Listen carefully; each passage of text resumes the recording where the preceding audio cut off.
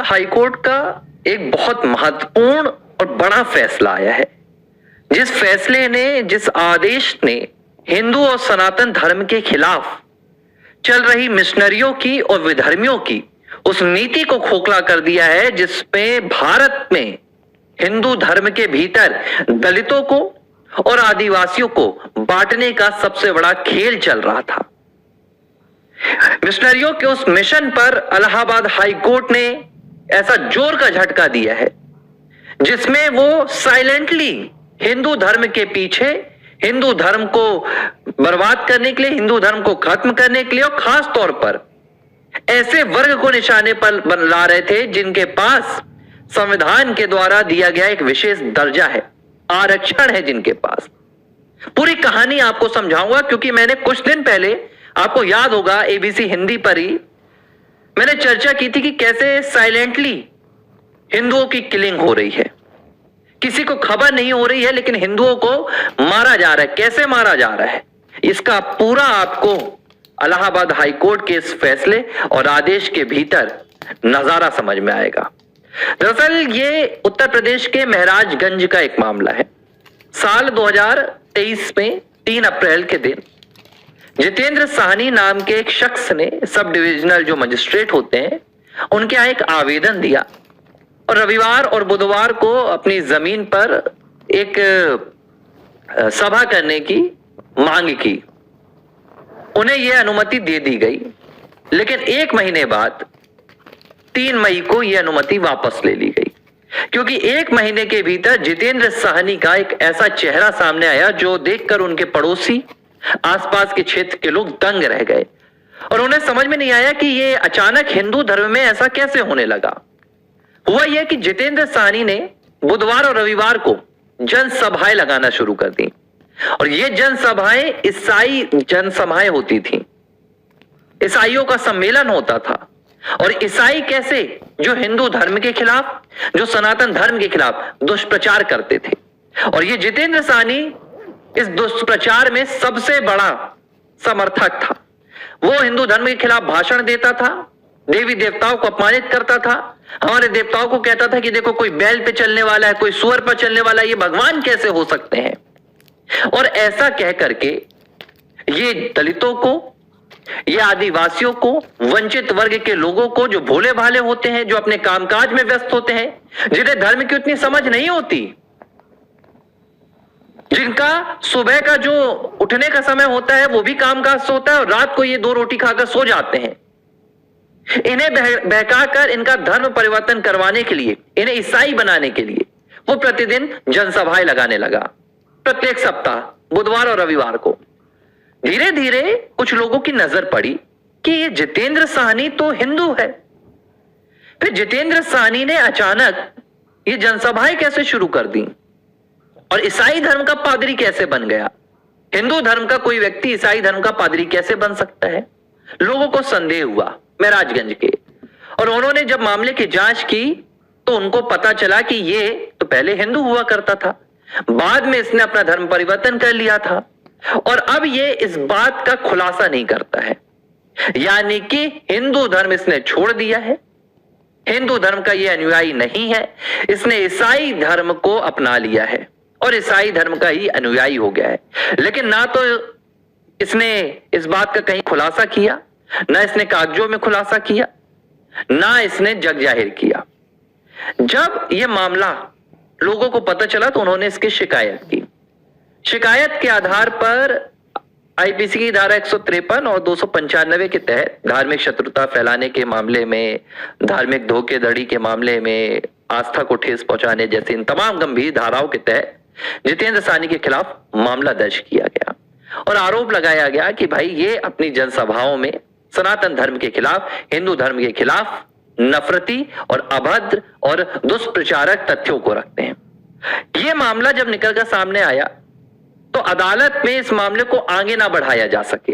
अब देखे लिए असली सच। जितेंद्र साहनी जो अपने आप को हिंदू बताकर ईसाइयों की जनसभाएं करता था और फिर वहां पर हिंदू धर्म से लोगों को परिवर्तित कर ईसाई बनाता था मिशनरियों के इशारे पर, जब इसके खिलाफ अदालत में मामला गया तो इसने ईसाई वकील ही रखे। सबसे पहली बात तो 2 वकील रखे, दोनों ईसाई, एक डेविड नाम के वकील थे। इसके बाद इसने जो चार्जशीट होती है उसको खारिज करने की मांग की।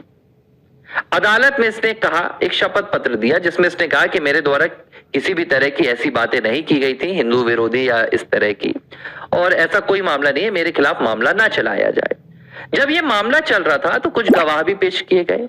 गवाहों ने साफ तौर पर कहा कि ऐसा बिल्कुल नहीं है, जितेंद्र साहनी इस तरह का काम कर रहा था, हिंदू धर्म के खिलाफ बोल रहा था और ये क्रिश्चियन पादरी बन चुका है। तो अदालत को बड़ा अजीब लगा, क्योंकि शपथ पत्र में जो जितेंद्र साहनी ने अदालत में दिया था, अपने आप को जितेंद्र साहनी ने, बड़े गंभीरता से सुनिएगा, हिंदू धर्म का अनुयायी और दलित वर्ग से यानी कि एससी वर्ग से आने वाला बताया था कि मैं हिंदू दलित हूं। अदालत की जब इस पर नजर पड़ी तो जो जज साहब थे उनको बड़ा ये अचरज सा लगा। ये कैसे हो गया कि भाई आप हिंदू धर्म के दलित हैं, आपके पास एससी वर्ग का दर्जा है और आप पादरी बन चुके हैं, आप क्रिश्चियन धर्म अपना चुके हैं, तो आप अभी भी आरक्षण का लाभ कैसे ले रहे हैं? आप एससी वर्ग का, शेड्यूल्ड कास्ट वर्ग का जो तमाम पूरे अधिकार होते हैं, जो पूरे लाभ होते हैं, वो कैसे ले रहे हैं? अदालत ने इस पर संज्ञान लिया।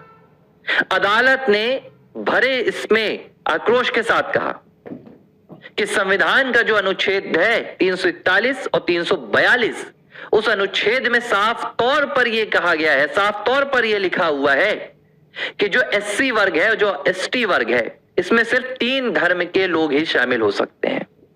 कौन से 3 धर्म? एक हिंदू धर्म, अगर आप हिंदू धर्म में हैं तो ही आप अगर इस वर्ग में आते हैं तो इस अनुसूचित जनजाति और अनुसूचित जाति की सूची में शामिल हो सकते हैं। दूसरा सिख वर्ग, अगर आप सिख वर्ग में दलित से आते हैं या अनुसूचित जनजाति से आते हैं तो आप इस वर्ग में शामिल हो सकते हैं और इन तमाम लाभों को ले सकते हैं। और जो तीसरा वर्ग है वो है बौद्ध वर्ग। संविधान में इनके लिए भी प्रावधान है। तो अभी जैसे कुछ लोग चर्चा करते थे कि जस्टिस बी आर गवई बौद्ध हो चुके हैं तो उन्हें आरक्षण क्यों मिलता है, तो इसकी ये वजह भी है।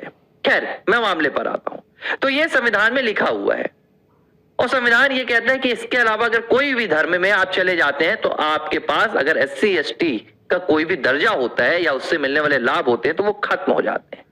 लेकिन यहां पर जितेंद्र साहनी ने ऐसा नहीं किया था। जितेंद्र साहनी ने ये लाभ लेने के लिए दलित वर्ग के, आदिवासी वर्ग के, अपने आप को हिंदू धर्म का बताया, लेकिन हिंदू धर्म के पीठ के पीछे छुरा भोंकने का काम कर रहा था। ये हिंदू धर्म को, हिंदू धर्म के दलितों को, हिंदू धर्म के वंचित वर्ग के लोगों को ये सीधे तौर पर परिवर्तित करने की कोशिश कर रहा था। कहां पर? ईसाई धर्म में। ऐसे में जब इस बात का खुलासा अदालत में हुआ तो इलाहाबाद हाईकोर्ट ने टिप्पणी की और उन्होंने कहा कि ये जो कारनामा जितेंद्र साहनी ने किया है ये संविधान के साथ धोखा है और बाकायदा इस मामले की प्रोसीडिंग आगे चल रही है।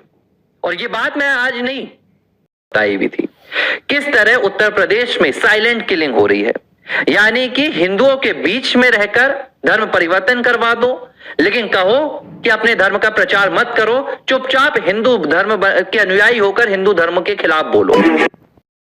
तब मैंने ये खबर दिखाई थी, तब मैंने ये पूरा मुद्दा दिखाया था, तो मेरे खिलाफ कुछ लोग आकर कह रहे थे कि आप अफवाहें फैलाते हैं, आपके पास कोई जानकारी नहीं है। लेकिन अब जब अदालत का मामला सामने आया तो सभी की आंखें फटी की फटी रह गई और इसीलिए मैंने इस पूरे मुद्दे को लेकर कहा था कि यह हिंदुओं की साइलेंट किलिंग है।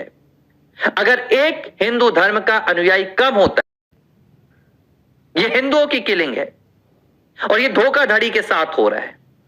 यह कोई अपने मर्जी से धर्म परिवर्तन नहीं हो रहा है कि कोई यीशु से प्रभावित हो रहा है, कोई जीसस से प्रभावित होकर धर्म परिवर्तन कर रहा है। लालच दी जाती है, बरगलाया जाता है, भ्रमित किया जाता है और इसके बाद हमारे दलित भाइयों को, आदिवासी भाइयों को उनके धर्म से छीन लिया जाता है। लेकिन अदालत का ये उनके धर्म से छीन लिया जाता है। लेकिन अदालत का यह फैसला अब मिशनरियों के लिए सबसे बड़ा झटका बनकर आएगा, विधर्मियों के लिए सबसे बड़ा झटका बनकर आएगा, क्योंकि कोई भी दलित व्यक्ति या आदिवासी व्यक्ति जिसको धर्म परिवर्तन करवाने के लिए कहा जाएगा वो अब इस बात के लिए तैयार हो जाए कि उसके जितने अधिकार हैं जितने उसे लाभ हैं जो सरकार से मिलते हैं, वो लाभ और अधिकार भी चले जाएंगे। और यही एक वजह है, मैं बार बार कहता हूं कि आदिवासी संगठनों से जुड़े हुए लोग, दलित संगठनों से जुड़े हुए लोग, इस तमाम जो दलित संगठन है वो आरक्षण की लड़ाई लड़ेंगे, वो तमाम मुद्दों पर बोलेंगे, लेकिन धर्म परिवर्तन के मामले में चुप।